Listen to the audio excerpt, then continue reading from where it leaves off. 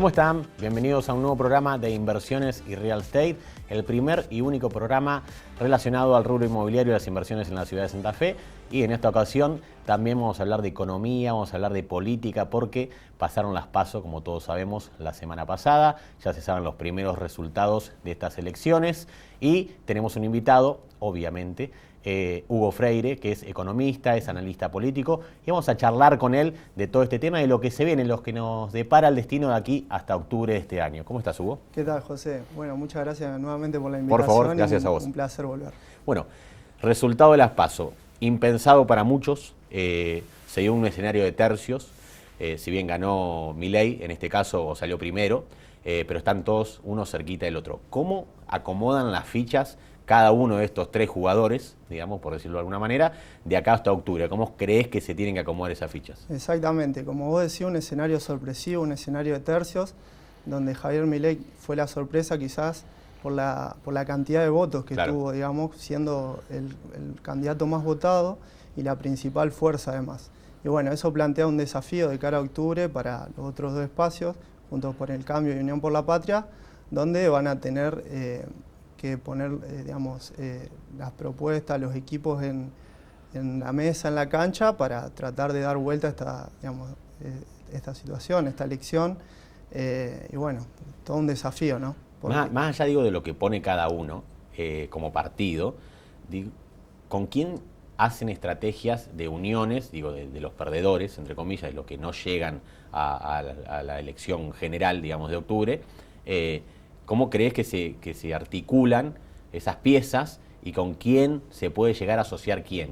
¿Tenés idea de esto? Y bueno, es un desafío y es algo, digamos, a trabajar. Yo creo que hay dos partes, digamos, bien contrapuestas, radicalizadas, y Juntos por el Cambio, que ahora, digamos, va a trabajar en conjunto los dos candidatos, Patricia Bullrich, que fue la ganadora de la interna, junto con Horacio Rodríguez Larreta, y salir a trabajar, digamos, el territorio y esas alianzas que son la clave de cara a las elecciones de octubre, digamos, que, bueno, puede darse un escenario de un ganador en primera vuelta que lo veo medio difícil, pero bueno, es lo que todos quieren, digamos. De cara a octubre es una eternidad en Argentina. Vemos que vamos viviendo el día a día y bueno, no sé, digamos, qué puede llegar a pasar. Y si no, el otro escenario es el del balotaje, que ya serían dos fuerzas luchando por la presidencia. Bueno, en esta semana, en todo el transcurso de esta semana, el dólar llegó a tocar los 800 pesos, estaba en 600 antes de las elecciones. ¿Cómo se relaciona lo político con el dólar? ¿Es una relación directa? ¿Vos creés que si no ganaba Milei el dólar no iba a subir tanto? No por echarle la culpa a Milei, para nada, digo, ¿no? Pero si otro era el elegido o el más elegido, el dólar no podía llegar a subir tanto, ¿o iba a ir por ese lado igual? Yo desde mi visión no creo que sea el efecto Milei, sino creo que era un condicionamiento del fondo, el tema de la devaluación y el tema de la suba de tasas, pero para el programa de desembolsos que tiene previsto en agosto y en el mes de noviembre. ¿Qué son? 7.500 millones, que Massa va en busca de 10.000 millones para fortalecer una reserva que, como dijimos en el programa anterior, se encontraban debilitadas, y una base monetaria, un exceso de peso en la economía, y eso produjo, bueno, que el tipo de cambio, una devaluación, un traspaso que estamos viendo que se está dando en los precios, y una espiralización, digamos, de esa devaluación con una suba muy importante del tipo de cambio, que bueno, que nos refleja un clima de incertidumbre sobre lo que va a pasar. Las PASO plantearon un escenario que el mercado no sabe lo que va a pasar, porque bueno... Eso es lo peor, la incertidumbre. Lo peor es la incertidumbre, digamos, no hay previsibilidad, no hay una hoja de ruta clara, entonces eso hace que, bueno, se tomen decisiones y muchas carteras tiendan a dolarizarse en búsqueda de un refugio, digamos.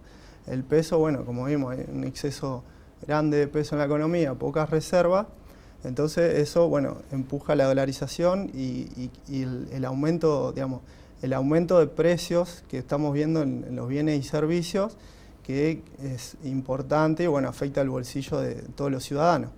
Bien, la inflación de julio la dieron hace muy poquito, el 6,8, Sí. pero seguramente la de agosto pasa a ser de 2 dígitos, algo que no pasaba hace 20, 21 años en la Argentina, y ya lo está diciendo todo el mundo de seguro, de cajón, que va a ser así. Puede ser bastante un número con un 2 adelante o con un 1, pero que la inflación va a ser alta, eso seguro.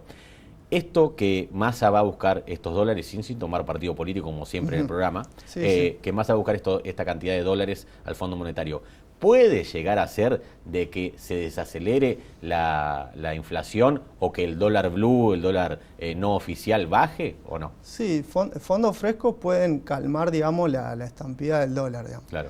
Pero el tema de la inflación, sin un programa, digamos, claro, integral y consistente, Claro. digamos, poniendo parches, no se va a solucionar el tema.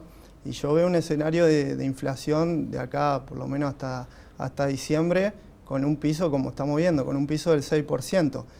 En ese sentido, por eso, bueno, digamos, un capital político que es escaso, sin un programa. Ahora nuevamente está el tema de los acuerdos de precios, Sí. un 5% durante 90 días, pero bueno, vemos que vencidos esos 90 días se destapa la olla y los precios explotan, los precios suben, recuperan lo que no subieron, digamos. Entonces, de nuevo, poner una olla, digamos, explota la olla bajo presión. Y bueno, eso hace que de un día para el otro nos veamos, digamos, Sí, con cimbronazos. Con cimbronazos, claro, con salarios que piden reabrirse las paritarias. Exacto. Entonces, digamos, se espiraliza el dólar, se espiralizan los precios, se espiralizan los salarios y es una rueda que no para. Digamos, ¿cómo se para? Y hay que poner en la mesa un plan, digamos, un paquete de medidas para atacar este problema y no hacerlo, digamos, con medidas transitorias que tienen efectos cortos, como vemos. Bien, sí, no hacer parches, sino algo integral, seguro y que marque un camino, aunque sea corto, largo, lo que sea, pero que marque un camino de acá a fin de año por lo menos, para que no estemos tan complicados. Hugo, quédate un segundo, nos vamos a la primera pausa del programa y enseguida regresamos con más inversiones y real estate. Gracias.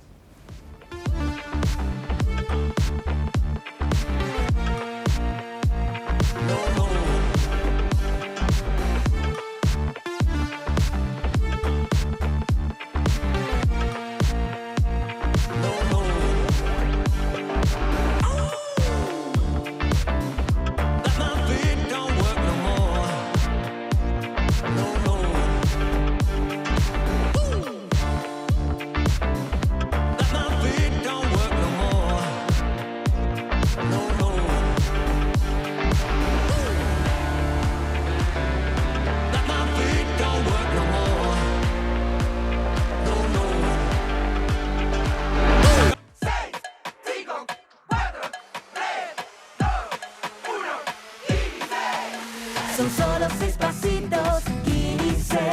6, 5, 4, 3, 2, 1, Kini 6. Son solo 6 pasitos. A la suerte hay que ayudarla. Con el Kini estás a 6 pasos de tus sueños. ¿Qué esperás para cumplirlos? 6, 5, 4, 3, 2, 1, Kini 6.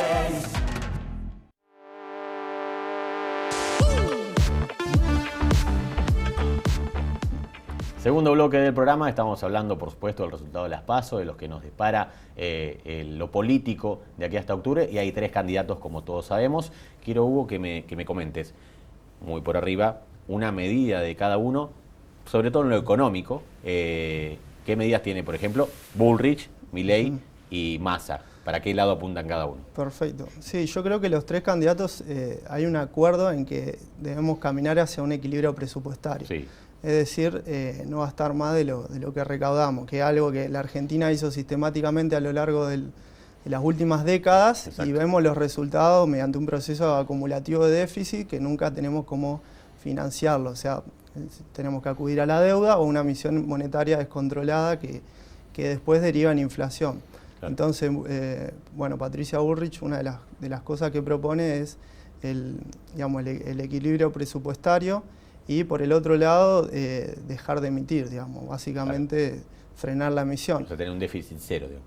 Claro, sí, por equilibrio presupuestario, déficit cero, y por otro lado, digamos que el Banco Central deje de financiar al Tesoro, Claro. y porque eso tiene como correlato el tema de episodios inflacionarios, digamos, acelerar la inflación. Es lo que, digamos... Y eso no es parte de una espiral, digamos, esto de... Es para que la gente lo entienda, para que yo lo entienda, para que los que no somos economistas lo entendamos. Si el Banco Central le presta plata o financia el Tesoro, o sea, no es parte de la misma rueda que se retroalimenta. Sí, después esos pesos se rescatan mediante títulos que se van renovando. Cuando no se renuevan, cuando no se renuevan es emisión, y esa emisión se transforma en inflación, que es lo que sufrimos y golpea el bolsillo de todos nosotros. Por otro lado, Milei plantea el hecho de, bueno, en otros términos, de dinamitar el Banco Central, que sería... Pero bueno, yo creo que en parte hay que preservar la institucionalidad y tener una política responsable de emisión y un Banco Central que sea independiente, ¿no? Y dolarizar, esto está muy en el tema de todo, por eso lo quiero tocar, el tema de dolarizar. Primero, ¿es posible? O sea, ¿es posible? Yo creo que sí, pero ¿a qué costo? Exacto, sí, digamos, para dolarizar, bueno, para no volverme tan técnico, una de las cuestiones que tenés que hacer es fortalecer las reservas, digamos. Unas reservas que actualmente son negativas, las reservas líquidas, digamos. Entonces, todo un desafío a ver, digamos, si conseguís financiamiento externo o cómo lo haces. ¿Y esto qué se hace? Se abren las importaciones, por ejemplo. Bueno, que ingresen dólares del exterior. Son varios pasos, digamos, que tenés que hacer. No, yo digo, por ejemplo, nada más. El tema, sí, una cuestión que está causando graves inconvenientes es el tema del cepo, digamos. Sí. Cada ministro le va intensificando, va poniendo más cepo, y son torniquetes que vos le ponés a la economía que se va, digamos, enfermando por otro lado. O sea, perjudicás el mercado de cambio, perjudicás el comercio exterior, y bueno, es una cuestión que el próximo presidente tiene que solucionar. Se discuten los plazos. Yo creo que tiene que hacerse, digamos, si lo hace de forma desordenada de un día para el otro, puede traer graves inconvenientes. Pero es una cuestión que tienen que solucionar si quieren una economía que vuelva a crecer. Primero estabilizar, pero que vuelva a crecer y con un tipo de cambio. No podemos, digamos, seguir conviviendo con la multiplicidad de tipos de cambio que hay. Por otro lado, Massa argumenta que él va a ser el presidente que baje la inflación cuando actualmente es ministro de Economía. Sí. Entonces se generan dudas sobre la posibilidad o la viabilidad o el programa que va a implementar, porque uno dice, bueno, lo podría implementar ya. Sí. Pero bueno, por otro lado también un nuevo gobierno trae nuevos aires. Se dice que un nuevo gobierno tiene los primeros 100 días para implementar las reformas más fuertes, digamos, porque tiene el capital político para hacerlo. Actualmente vemos un gobierno que ha perdido ese capital político, entonces cualquier medida que tome carece de la confianza inicial de la sociedad. Exacto. Que es lo que creo que se expresó en las urnas con esta expresión de tercio, donde el ganador fue Milei, y bueno, la lectura es que un 70% del electorado que fue a votar dijo que no quiere continuar por este sendero, económicamente, bueno, y socialmente, así que es un cambio de paradigma. Bueno, pero de ahí viene lo que hablaba en el primer bloque, y lo quería tocar, digo, de las alianzas políticas. Las alianzas políticas que puede tener Massa, porque de seguro que va a salir a tocar distintas alianzas. Bullrich hará lo mismo y Milei no sé si lo hará por su forma de ser, pero de seguro que también, porque se necesitan. En definitiva, si bien, como bien dijiste, un 60-70% no eligió lo actual, un 30% sí, y tiene grandes posibilidades de seguir con ese mandato, porque si hace las alianzas necesarias y si capta votos, esos votos que están dubitativos de uno u otro lado, puede ir a un escenario de balotaje, que ahí ya es bastante complejo, complicado, y por ahí es para cualquiera. Los últimos balotajes han sido ganadores por muy poco uno u otro, entonces ese escenario y esas alianzas hay que ver cómo se tejen, ¿no? Tal cual, sí. Como te decía, si se da un balotaje o de cara a octubre, falta una eternidad. Sí. No sé qué puede pasar con la economía, estamos yendo un día a día. Entonces, bueno, en el tema de los plazos hay que ir viendo cómo se van dando las cosas. Y yo creo que sí, en el tema de las alianzas, Massa creo que va a ir a capturar un voto más del centro. Sí. Y bueno, el desafío de Juntos por el Cambio es, digamos, ver qué discurso toma ante esta situación, ante este panorama, digamos. Y Milei yo creo que se va a mantener por el mismo carril, digamos, con la misma propuesta, quizá intensificando las mismas, yendo más a fondo. Pero sí, es un escenario de tercios donde digamos, el que quiera salir vencedor o la segunda fuerza y tercera fuerza van a tener que construir alianzas, van a tener que salir a buscar, digamos, aquellos votos que se perdieron, si quieren resultar ganadores, ¿no? Bien, Hugo, quédate con nosotros, nos vamos a la última pausa del programa y regresamos con más análisis político aquí en Inversiones y Real Estate.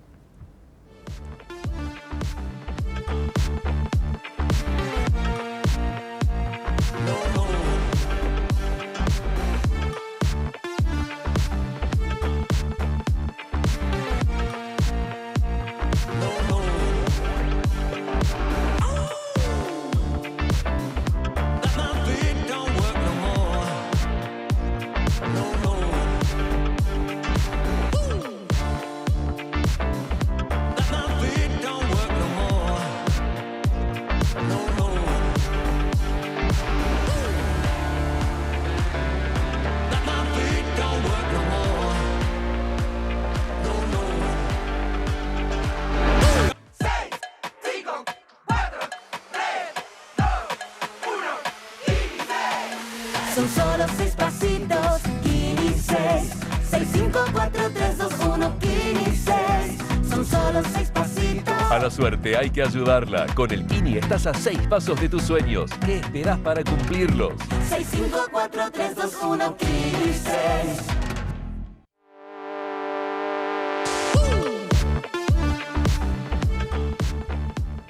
Último bloque, se nos fue volando este programa y estamos con las alianzas. Si de alianzas hablamos, hay 3 candidatos y puede haber alianzas entre 2 de los 3. ¿Vos creés un escenario posible ese?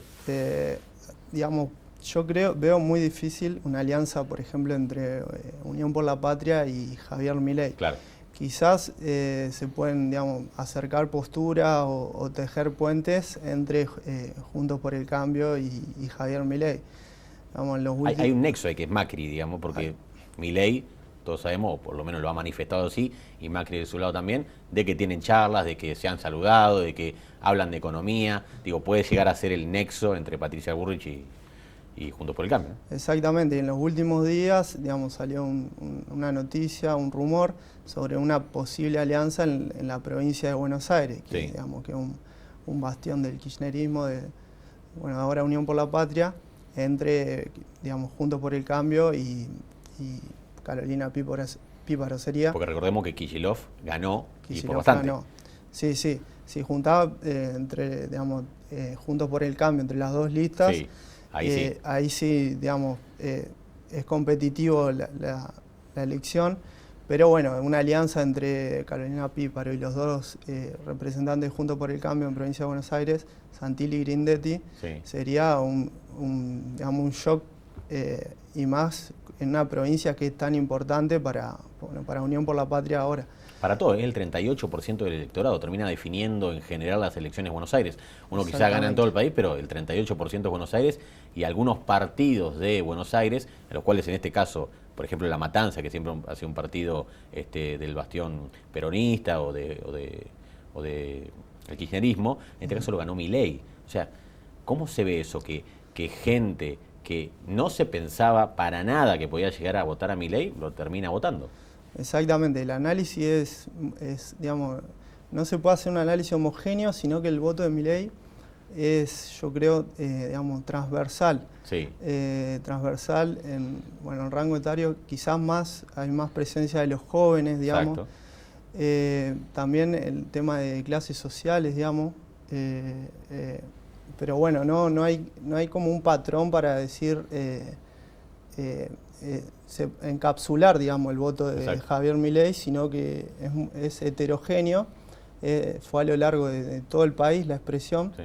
Entonces, bueno, eso es lo que, digamos, el escenario, el desafío para las dos fuerzas, para Juntos por el Cambio, claro, las dos fuerzas opositoras, para la fuerza que salió segunda y tercera, digamos, Sí.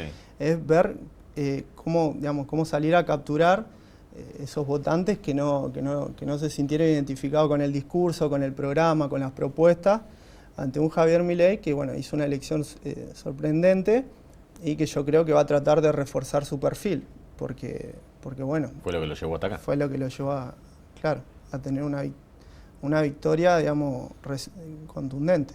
Sí, yo lo que siempre analizo, y esto lo hago de lo personal y con la gente con la que me relaciono y demás, creo que lo que se necesitan son menos promesas y más acciones, digamos.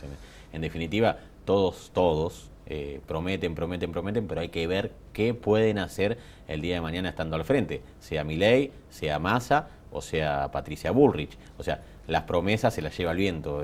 Exactamente, sí, a partir del 11 de diciembre llega la hora de la acción, llega la hora de implementar las políticas públicas que se prometieron, en campaña. Por eso, ante promesas tan grandes como por ejemplo el tema de la dolarización o el tema que salió en los últimos días del CONICET, de la investigación, yo creo que si uno lo dice en campaña y después no lo hace, pierde credibilidad desde el día 1, y no la sociedad con el voto te está dando su confianza, las llaves para que conduzcas el país. Entonces, en ese sentido, hay que ser coherente entre las promesas que se hacen con la caja de herramientas que uno tiene después para hacerlo y también con el capital político que tiene para hacerlo. En los últimos días veía que, de repetirse los mismos resultados, Javier Milei tendría 40 diputados nacionales, sí, si no me equivoco 8 senadores y ningún gobernador. Claro. En ese sentido, él plantea reformas estructurales muy importantes. Diputado, claro. Va a necesitar acordar para convertir en leyes las medidas que tome. Entonces, va a tener que construir acuerdos si quiere llevar adelante los cambios tan profundos que plantea. Claro, porque de 40, mayoría simple son 140, creo. Creo que son 180 y pico. O sea, uno tiene que tener 140, claro, por lo menos, y tendría 40 si gana en este mismo escenario. Claro, si no me equivoco, Juntos por el Cambio con estos resultados tendría 107 diputados nacionales. O sea, entre los dos tendrían mayoría simple, exactamente. Claro. Entonces, plantea un escenario de acuerdos, de diálogo, va a tener que tener diálogo y, transformar en acción, como vos decís, las promesas que se hicieron durante la campaña. Son promesas radicales, muy contundentes, radicalizadas. Entonces, en ese sentido, lo va a tener que transformar en acción. Exacto, sí. Cumplir con lo que se promete y ver los plazos también en los cuales se plantean estos cambios. Lógico, no creo que un cambio ni de dolarización, ni de sacar ministerios y demás sea un día para el otro. Estamos hablando en caso de que gane Milei, pero en caso de que gane el Bullrich, en caso de que gane Massa, cualquier propuesta va a tener que tener un tiempo, un hándicap, como bien dijiste vos, de 100 días por lo menos, para empezar a plantear ciertos cambios. Nada va a ser un día para el otro, no es que a partir del 11 de diciembre el país baja la inflación a la mitad, ni nada de eso, gane quien gane, ¿no? Exactamente, y yo creo que debido a los grandes desajustes que tiene Argentina hoy en día, los cambios, tienen que hacerse de manera quirúrgica. Sí. Hay que tener mucho cuidado con los tiempos que se hablan. Hay que hacerlo de manera quirúrgica para no perjudicar más a una sociedad que ya ha aguantado mucho, está ansiosa por dejar atrás esta situación que vemos hoy en día.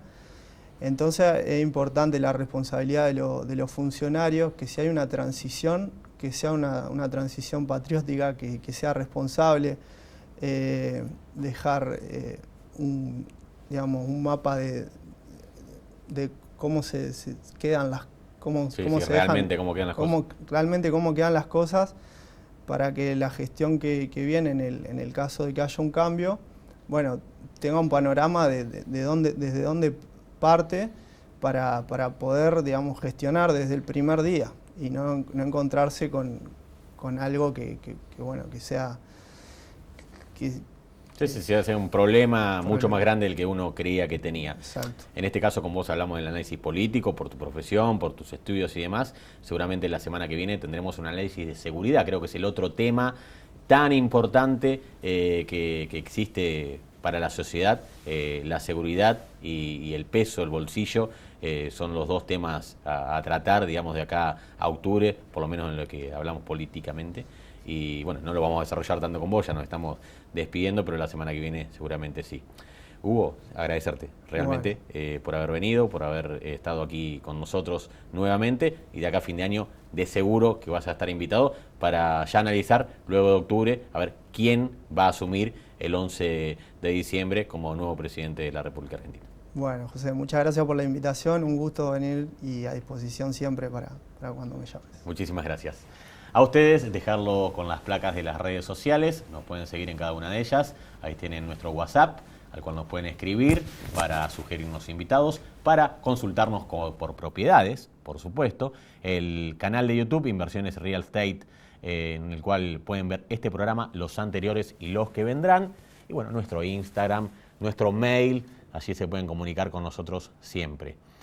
Agradecerle también a nuestros auspiciantes, a la gente de Picnic, que nos trae cosas realmente exquisitas para comer antes, durante y después de los programas, y regalos para nuestros invitados. Hugo se va a llevar su regalo para canjear allí en Picnic. A la gente de Muebles La Oficina, a la familia Conde allí en Corrientes y 9 de Julio, a la gente de CIP Imagen, Andrés Postigo, a la gente de RAES, de Lotería de Santa Fe, y a todos ustedes que nos siguen sábado a sábado aquí por la pantalla de Somos Santa Fe. Será hasta el próximo sábado a las 20:30 en un nuevo programa de Inversiones y Real Estate. Gracias.